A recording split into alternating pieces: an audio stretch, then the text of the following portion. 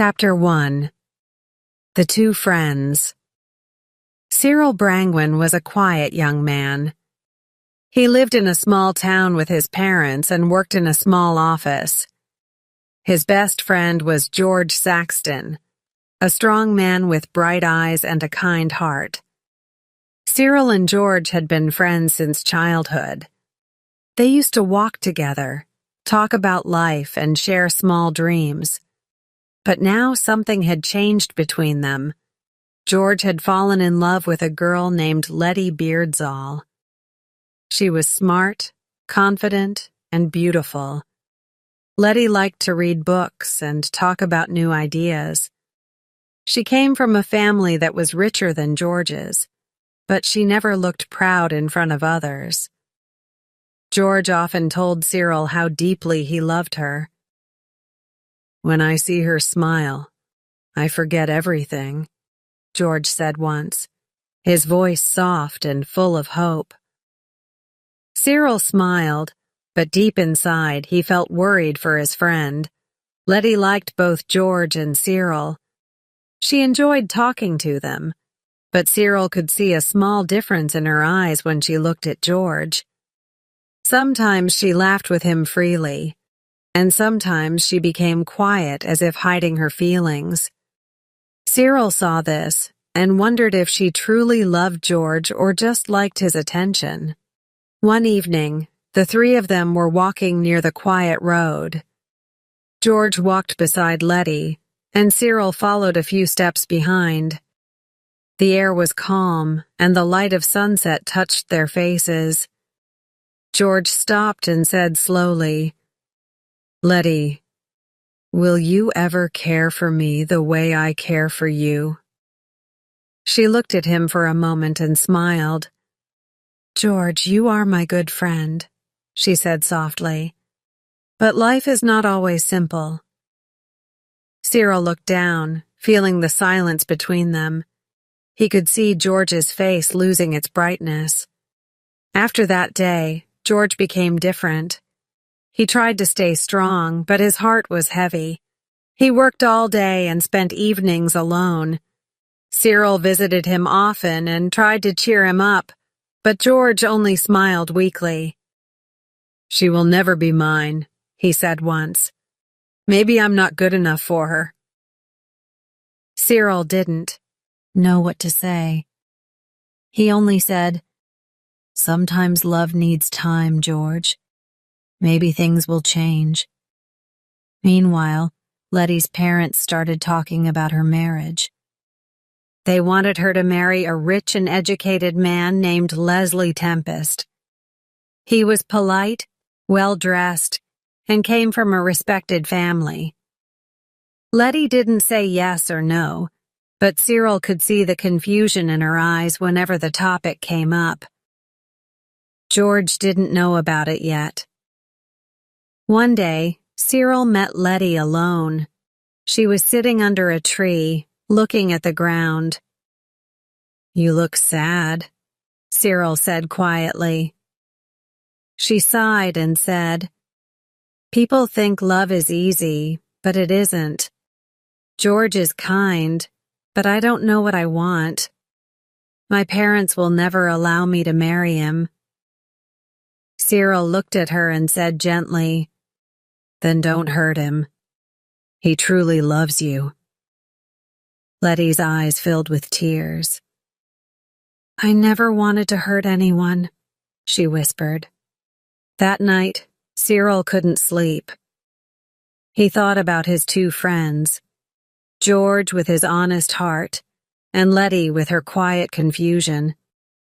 He felt caught between them. He wanted both of them to be happy, but he knew that life doesn't always give happiness to everyone at the same time. He looked out of the window at the dark sky and said to himself, "Sometimes love is like the wind. You can feel it, but you can't hold it." He didn't know then that this small love story would one day change all their lives. Like, subscribe, and share. Read this story and many more on our website, bookishenglish.com. Link in the description. Chapter 2. Letty's Decision. After that evening, everything started to feel heavy between the three of them. George stopped smiling the way he used to.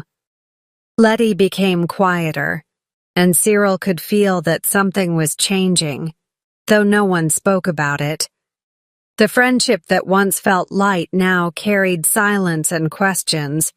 George often walked alone near the small road where he had first confessed his feelings. Sometimes he picked a small flower and threw it away. Cyril once asked, "Why do you go there every day?" George said softly, "Because that was the only place I felt alive." Cyril had no answer. He wished he could fix everything, but he knew love was not something a friend could repair. At home, Letty's parents talked to her almost every night. They liked Leslie Tempest, the rich man who visited them often. He had money, manners, and a bright future. Her mother said gently, "Letty, Leslie can give you a good life. You'll never have to worry." Letty looked down at her hands and nodded slowly, but her heart was far away. She thought of George, his simple smile, his honest words, and his eyes that always looked for her. One afternoon, Leslie came to meet her. He was polite and spoke about travel, business, and his dreams. Letty smiled when needed, but her mind kept floating somewhere else. Leslie said, "I hope you'll think about what your parents want. I'll wait for your answer." After he left, she stood near the window for a long time, feeling empty. Later that week, she met Cyril by chance at a bookshop. Cyril noticed her tired face and asked, "Are you all right?" Letty hesitated, then said quietly, "Everyone wants me to say yes, but I don't know what I want. George is kind, but life with him would be difficult. Leslie can give me everything, except peace." Cyril looked at her seriously. "Sometimes we lose peace when we ignore our heart," he said. She didn't reply. That night, Letty sat alone in her room. Outside, the wind moved the curtains softly, thought about George. How he looked when he talked about the future. She remembered his hands, rough from work, but gentle when he spoke. Her heart felt full of pain and confusion. She whispered to herself, "Why can't love and life walk together?" Meanwhile, George tried to act strong. He worked hard, spent time with friends, and pretended nothing mattered. But every time he passed Letty's street, he slowed down. Once he saw her from far away standing near the gate. Their eyes met for just a second. She looked away quickly, but that 1 second stayed with him all night. Cyril noticed that both of them were lost in their own battles. He wanted to tell Letty that George still loved her, and he wanted to tell George that Letty still cared somewhere deep inside. But he stayed silent. He knew words could break things more than they could heal. A few days later, Letty's father announced, "Leslie will visit on Sunday. We'll talk about the engagement." Letty froze. She didn't speak for a long time. Her mother touched her shoulder and said, "It's for your good, my dear." Letty forced a smile, but inside she was breaking. When Sunday came, the house was full of guests. Leslie brought flowers and gifts. Letty wore a simple dress and smiled for everyone, but her eyes looked far away. Cyril came for a short time, too. only to show respect. When he saw her sitting beside Leslie, his heart sank. He could almost feel George's pain, even though George wasn't there. Later that night, Cyril met George near the river. George was sitting quietly, throwing stones into the water. "It's true then," George said without turning around. "She's going to marry him." Cyril nodded slowly. The sound of water filled the silence. George said, "I hope she finds what she's looking for." His voice broke a little, but he didn't cry. The next morning, Letty accepted her parents' decision. She didn't tell anyone what she truly felt. She only said, "Maybe this is what life wants from me." And somewhere far away, George walked down the same lonely road again, knowing that the girl he loved was no longer his dream. Like, subscribe, and share. Read this story and many more on our website, bookishenglish.com. Link in the description. Chapter 3. The Wedding. The day of the wedding came sooner than anyone expected. The small town looked calm, but for George the world felt heavy. He had not seen Letty for weeks. He tried to stay busy, but inside, every hour hurt. Cyril watched his friend change. His laughter had disappeared. His eyes had lost their shine. "You don't have to go to the wedding," Cyril said once. George shook his head. "If I don't see it with my eyes, my heart will never believe it." Letty's house was full of people. Her mother smiled at guests.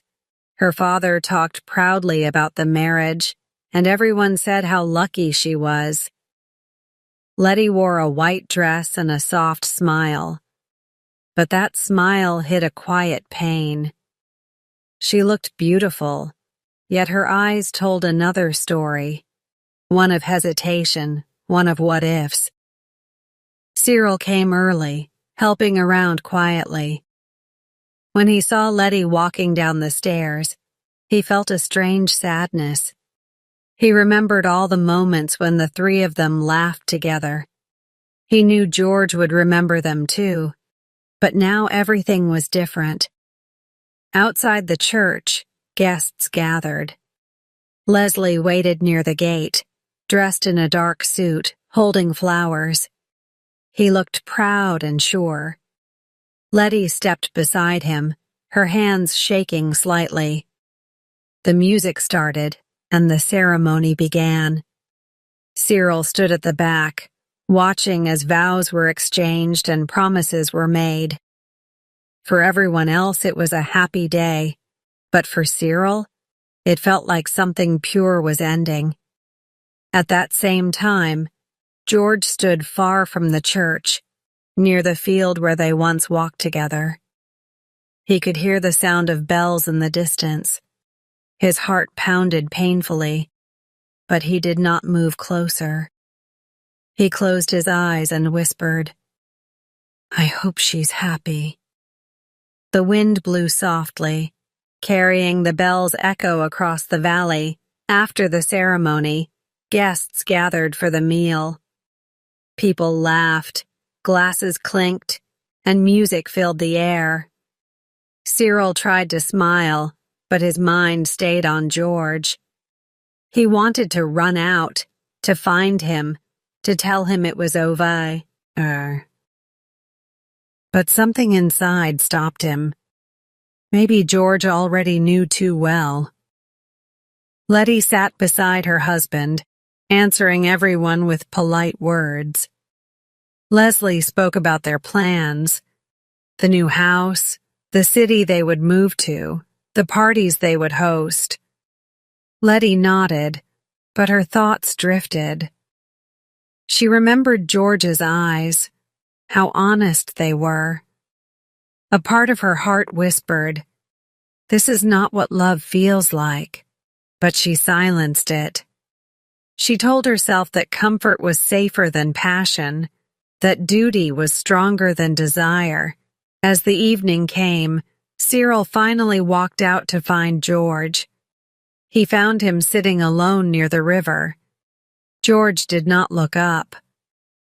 "It's done?" he asked quietly. Cyril nodded. There was a long silence. "I wish I could stop loving her," George said. "But love doesn't end just because someone wears a ring." His words broke Cyril's heart.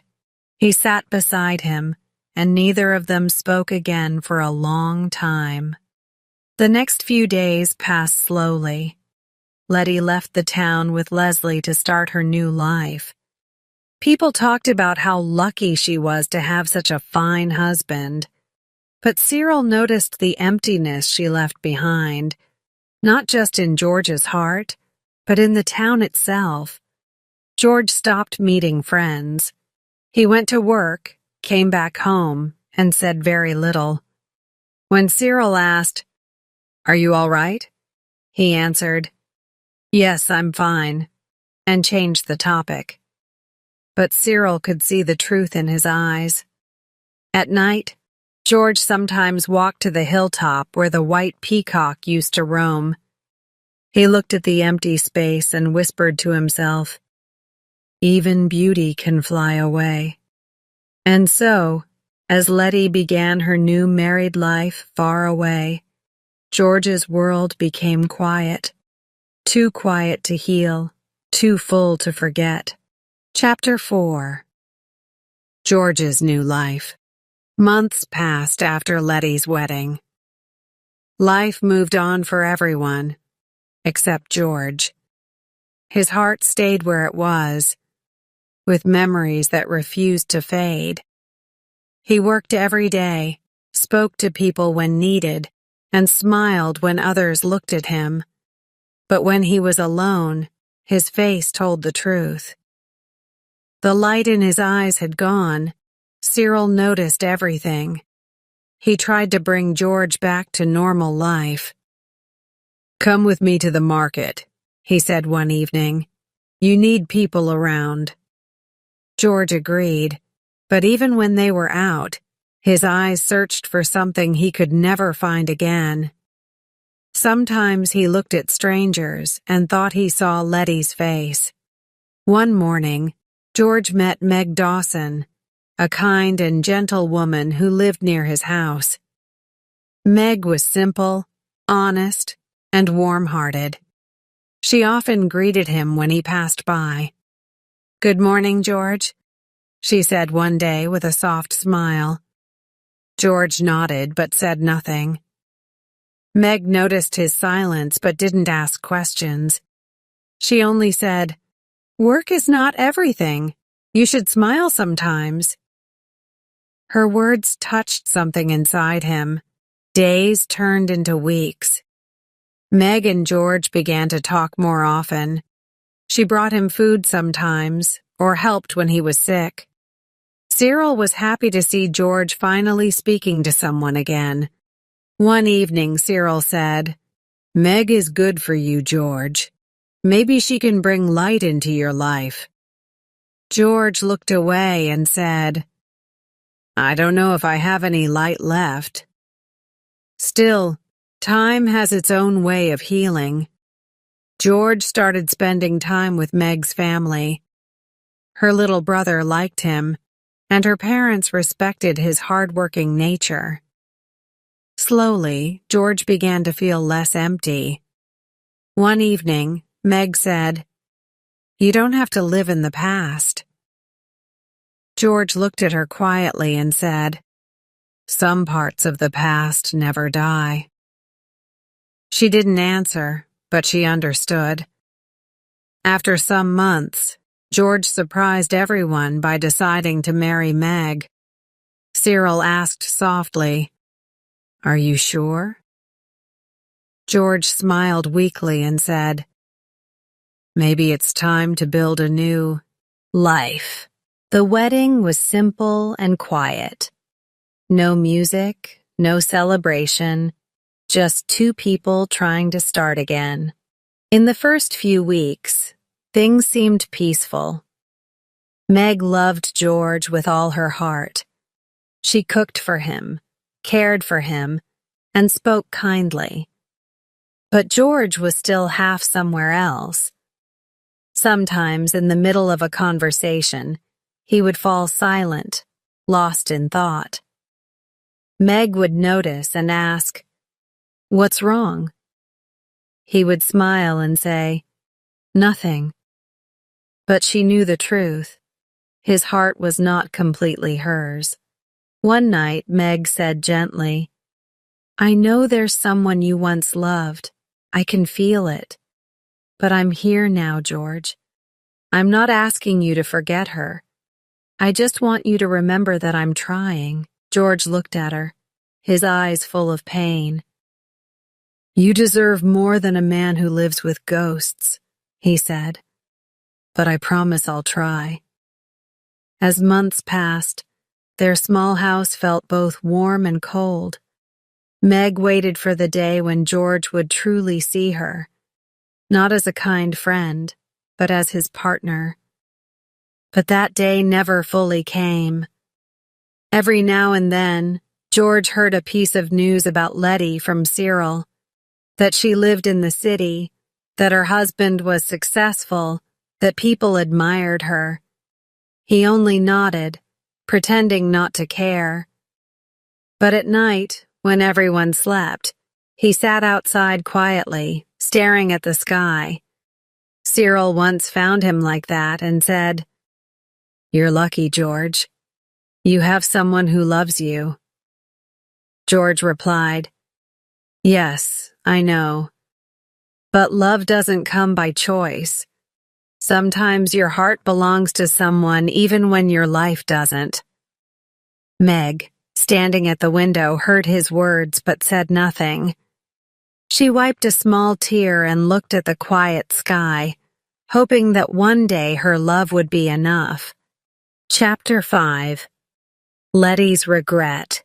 Months passed since Letty had moved to the city with Leslie. Her new home was big and full of expensive things. But inside, she felt a kind of silence that even gold could not fill. Leslie was kind but distant. He talked about business, guests, and travel, but rarely about feelings. Letty listened, smiled, and said all the right words, but she didn't feel alive.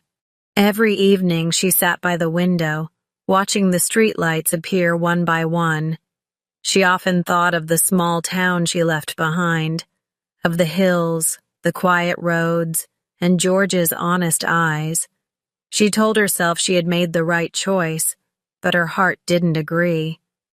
When Leslie asked, "Are you happy here, Letty?" she smiled and said, "Yes, of course." Yet deep down a small voice whispered, "No, I'm not." Sometimes Cyril wrote her short letters, polite, simple, and kind. He never mentioned George directly, but between the lines, Letty could feel his presence. One evening, Cyril wrote, "George is married now. He's working hard and living quietly." Letty read the line again and again. Something inside her broke softly. She whispered to herself, "Married? He moved on?" She put the letter aside and stared at the wall for a long time. That night, when Leslie came home, she looked fine from the outside. She served dinner, smiled, and asked about his day. But inside, her heart was burning with thoughts she couldn't say aloud. She thought, "He waited for me once, and I walked away. Now I'm the one who waits." For nothing, days went by, and Letty started to feel trapped. Leslie's world was full of people and parties, but she didn't belong there. Once at a dinner, someone asked her, "Do you miss your old town?" She smiled politely and said, "Sometimes." But her eyes said, "Always." Cyril came to visit one weekend. Leslie welcomed him warmly, but Letty felt nervous. When Leslie left the room, Cyril and Letty sat together for a while. "You look tired," Cyril said softly. "City life doesn't suit you." Letty gave a small smile. "Maybe peace doesn't live in big houses," she replied. Cyril looked at her kindly. "You had everything people dream of, Letty. But do you have what your heart wanted?" She looked down and said, "I don't know anymore." Before leaving, Cyril said one last thing. "George is doing better now. Meg takes good care of him." Letty's eyes filled with tears she couldn't hide. "He deserves to be happy," she whispered. Cyril looked at her and said quietly, "He never stopped wishing the same for you." Then he left.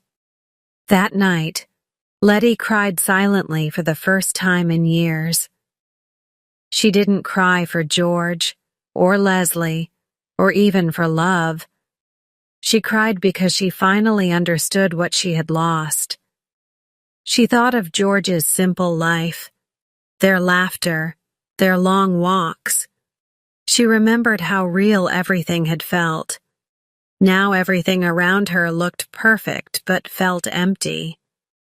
The next morning, Leslie noticed her red eyes. "Are you unwell?" he asked. She smiled and said, "Just tired." He kissed her forehead and left for work, never realizing that her tiredness came from the weight of regret. When she was alone again, Letty stood by the window. The wind moved her hair gently. Somewhere far away, in that small town she once left, the white peacock might still be walking under the sun. She closed her eyes and whispered, "Some beauty never comes back." Chapter 6. The Broken Dreams. Time moved on, but both Letty and George carried memories like quiet shadows. They never spoke to each other again, but their thoughts often met in silence. Letty still lived in the city with Leslie, but her smile had almost disappeared. Leslie noticed, but he didn't understand the reason. He thought maybe she missed her family or the countryside. He tried to make her happy with gifts and trips, but happiness cannot be bought. One afternoon, Letty went to visit her parents in the old town. It had been almost 2 years since her wedding. Everything looked smaller and quieter. The air, the houses, even the roads carried old memories. As her carriage passed by the small river, she saw Cyril walking. She stopped and called his name. He was surprised to see her. "Letty," he said, smiling softly. "You look different." "Older?" she asked with a small laugh. "Maybe wiser," Cyril replied. They walked together for a while. Letty asked about George, trying to sound casual. Cyril said, "He still works hard. He and Meg are fine." Letty nodded, but her heart hurt. She wanted to ask more, but didn't. Cyril noticed her silence. "Sometimes," he said, "life gives us what we ask for, but not what we need." Letty looked at him and said, "You're right. I learned that too late." Later that evening, Letty asked Cyril not to tell George she was in town. She didn't want to disturb his life, but fate had other plans. The next morning, she walked alone near the hill road, and suddenly she saw George coming from the other side. Both stopped, surprised. For a few seconds, no one spoke. "Letty," George said softly, his voice unsure. "George," she whispered. "It's been a long time." He looked older, calmer, and quieter. There was no anger in his eyes, only a deep tiredness. Letty said, "I heard you're married." He nodded. "Yes, Meg is kind to me." She smiled sadly. "You deserve peace." He looked down and said, "Peace is different from happiness." For a moment, the wind moved between them. Everything they had lost hung silently in the air. "I used to think about you," she said. "Not every day, but often." "And I used to avoid thinking about you," he replied, "because it hurt." They both smiled faintly, a smile of pain, not joy. Letty said, "I should go." But she didn't move. George looked at her one last time and said, "I hope life gives you what you're still looking for." She turned away, holding her tears. When she returned home, she couldn't sleep. The meeting had opened old wounds. She realized how far she had gone from the person she once was. She whispered. George moved forward, and I stayed behind, even in this big house. On the other side of town, George sat near his window, thinking about the short meeting. Meg came and asked softly, "Are you thinking again?" He smiled gently, "Just remembering an old dream." She didn't ask more, only sat beside him quietly. She knew that sometimes silence was kinder than questions. Days later, Letty went back to the city, but nothing felt the same anymore. Leslie kept talking about plans, but she no longer listened. She had seen her past, alive, breathing, real, and now she couldn't escape it. Cyril, who had seen them both, wrote one line in his diary that night. "Some people love once, and even if they live 100 lives, that one love never fades. It just learns to live quietly and far from the city lights. In the calm of the countryside, the white peacock walked slowly through the grass, silent, graceful, and alone, like the dreams that once belonged to them." Chapter 7. The Farewell. Weeks turned into months after Letty's short visit to her old town. Both she and George went back to their lives, but something inside them had quietly changed. They had met, spoken softly, and then walked away. Yet that small meeting had opened all the feelings they had buried for years. George tried to return to his routine, but he couldn't stop thinking about the moment when he saw Letty again. He remembered her eyes, still gentle, still full of questions. At night, when Meg was asleep, he sat near the window and thought about what might have been. He didn't want to hurt Meg, but his heart carried an ache he couldn't explain. Meg noticed his silence growing again. One evening, she said gently, "George, I don't want to take her place, but I need to know if you'll ever let her go." George looked at her with tired eyes. "Meg, I don't even know what letting go means anymore. Some memories don't leave, but they stop hurting after a while. Maybe that's all I can promise.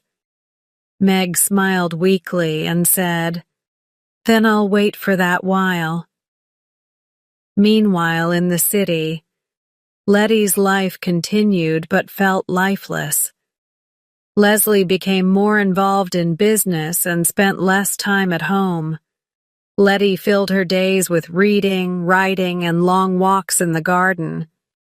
Sometimes she saw young couples walking together, laughing freely, and she turned her face away. It reminded her of what she had lost. Not a man, but a kind of peace that comes only with honest love. One afternoon, she received a letter from Cyril. It was short and simple. "George has been unwell. Nothing serious, but he's resting. He asked me not to tell anyone, but I thought you should know." Letty read the letter again and again. Her heart started beating fast. She whispered, "Unwell?" and sat down, holding the paper tightly. For days, she couldn't focus on anything. Finally, she told Leslie she wanted to visit her parents for a few days. Leslie agreed without asking much. When she reached the town, she met Cyril immediately. "Is he all right?" she asked quickly. Cyril nodded slowly. "He'll recover, but he's weaker than before. Life has tired him, Letty." The next day, Letty went to see George. Meg welcomed her at the door. She looked calm but pale. "He's resting," Meg said softly. Letty hesitated, then asked, "Can I see him?" Meg looked at her for a few seconds, then nodded. "Yes, go ahead. Maybe it will do him good." George was lying on the bed, half awake. When he saw Letty, a faint smile appeared on his face. "You came," he whispered. "I didn't think you would." Letty sat beside him and said, "I had to see you." For a while, neither of them spoke. The room was quiet. Only the sound of wind came through the window. "You look tired," Letty said. "I've been tired for a long time," he replied with a soft laugh. "Do you hate me?" she asked after a pause. George looked at her gently. "No, Letty, I never hated you. I only wished life had been kinder to both of us." Tears rolled down her face. "I made mistakes," she said. "I thought I was choosing peace, but I lost it the same day I left you." George smiled weakly. "We all make choices that look right at the time. Don't blame yourself forever." Just then, Meg entered the room quietly with tea. She saw Letty wiping her eyes. For a moment, their eyes met. Meg placed the cup beside George and said softly, "He needs rest." Letty stood up. "I should go," she said. Meg nodded kindly. "You don't have to explain," she whispered. "I understand more than you think."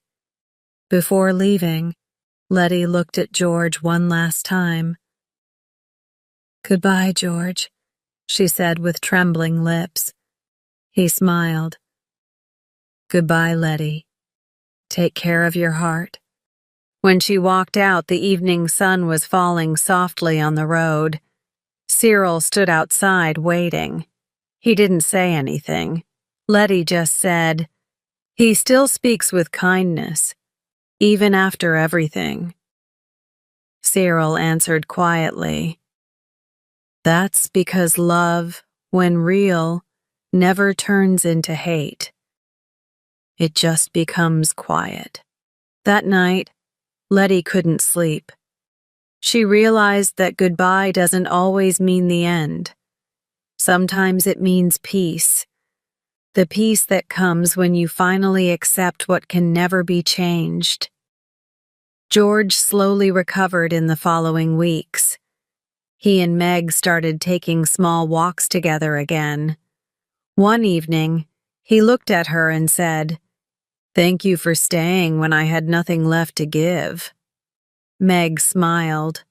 "Love doesn't count what it gives, George. It just stays." And somewhere in the distance, under the pale evening light, the white peacock moved gracefully across the fields, free, calm, and alone, like love itself, silent, pure, and unforgettable.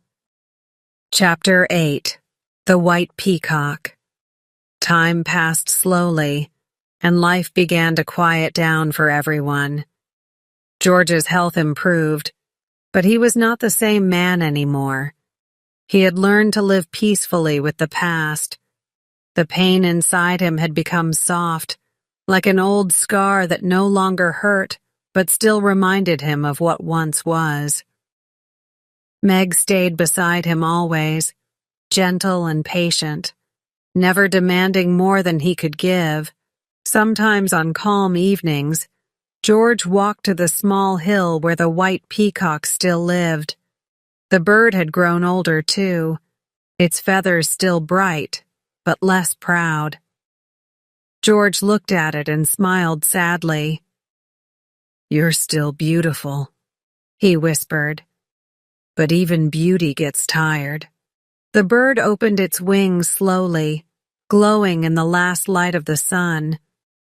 For George, it felt like a message from life itself, that all things change, but their truth remains. In the city, Letty's days passed quietly. She no longer dreamed of parties or riches. Leslie had become busier than ever, and they spoke less now. She had everything: money, comfort, a fine home. But her heart remained empty. Sometimes when she stood near her window, she thought of that day she met George after years. She remembered his tired smile, his forgiving eyes. "He gave me peace when I didn't deserve it," she said softly to herself. One morning, Cyril sent her a small letter. Inside it were only a few words. "George and Meg are moving to the countryside. He seems happier now." Letty held the letter for a long time. She felt both pain and relief. It was strange. She was glad he was happy, but it hurt that she wasn't part of that happiness. She walked outside into the garden, closed her eyes, and whispered, "Be well, George. You were my truth." Months later, news reached Cyril that Letty had fallen ill. Nothing serious, but she had grown weak and quiet. He visited her once. She looked at him and said, "You know, Cyril, I thought life was about having everything. But I learned it's about being at peace with what you have." Cyril nodded. "That's something even the wise take years to understand." She smiled faintly. "Maybe that's why the rainbow and the peacock always return, to remind us beauty never really dies. It just changes its form." When Cyril left her house that evening, he walked down the road lost in thought. He felt that everyone, Letty, George, Meg, had found their way, though not the way they had dreamed. Love had not given them a perfect ending, but it had made them better, softer, more human. Back in the countryside, George stood with Meg outside their small cottage. The air smelled of rain. He looked toward the far trees and said, "You know, Meg, life is strange. It takes everything from you, and still, somehow, it gives you peace." Meg held his hand and said, Maybe peace is the real ending, George. At that moment, the white peacock appeared again. Its feathers opened wide, shining under the gray sky. George watched quietly, his eyes calm, his heart light. The bird walked slowly and disappeared into the woods. He smiled faintly. "Goodbye, old friend," he whispered, and with that, the story of George, Letty, and all their broken dreams came to rest, not in pain, but in acceptance. The white peacock remained a silent witness to their lives, a symbol of what love truly means, not possession, but peace. Like, subscribe, and share. Read this story and many more on our website, bookishenglish.com. Link in the description.